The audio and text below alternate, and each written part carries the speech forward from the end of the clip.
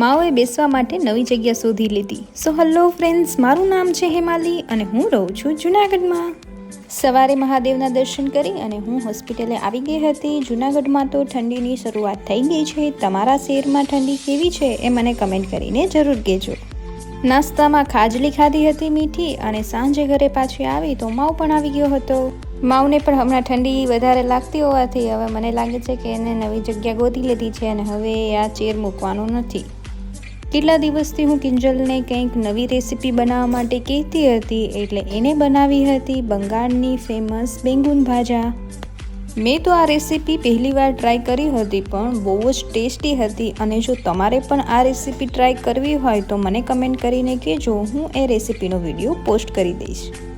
જમી અને પછી હું બહાર નીકળી તો બહાર મૂકવું આવ્યું હોય તો એટલે મૂકું સાથે થોડી વાર રમવું પડે. તો ફરી મળીએ નવા વ્લોગમાં. બાય.